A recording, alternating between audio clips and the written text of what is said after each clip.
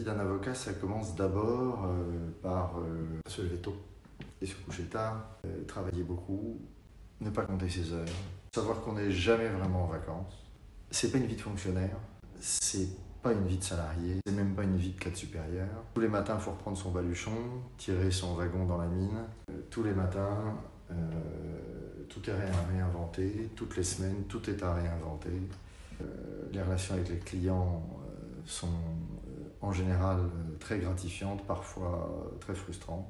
Les relations avec les collaborateurs, au sens des personnes avocats mais non associés du cabinet, sont absolument clés dans l'organisation.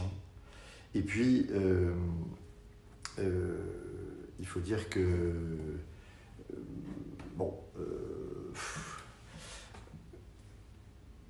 le personnel salarié, il n'en existe plus beaucoup. Il n'y a plus beaucoup de salariés aujourd'hui qui travaillent dans les cabinets d'avocats, de moins en moins à cause de la numérisation.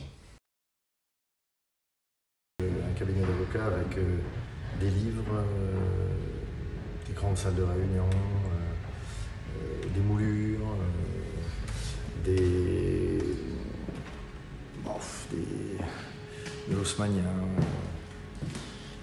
Mais aujourd'hui, c'est plus vraiment le sujet. On passe par la visioconférence. J'ai des clients japonais, australiens, indiens que j'ai jamais rencontrés.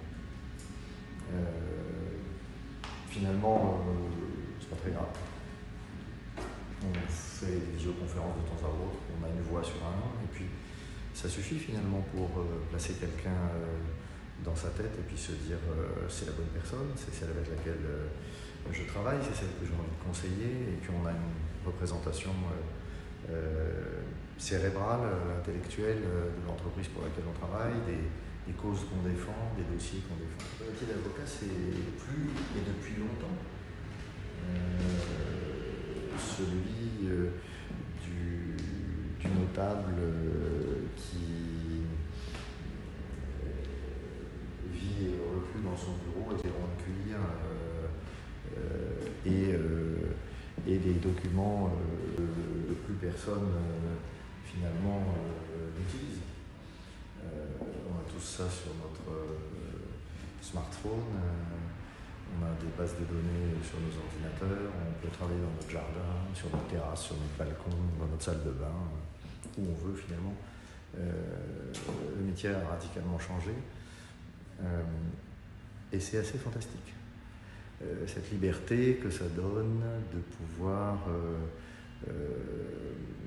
travailler en regardant le ciel, s'arrêter à regarder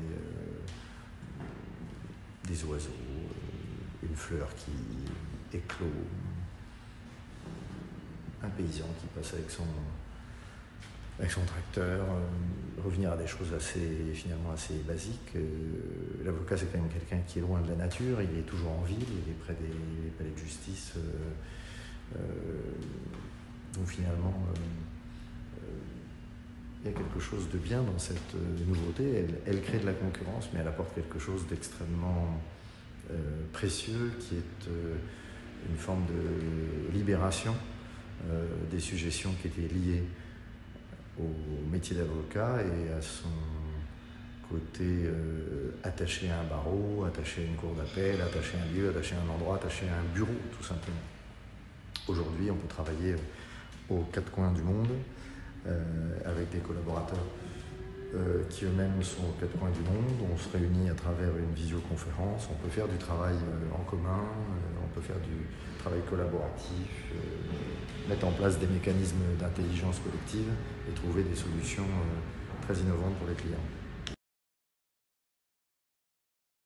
Le premier ami de l'avocat, c'est ça.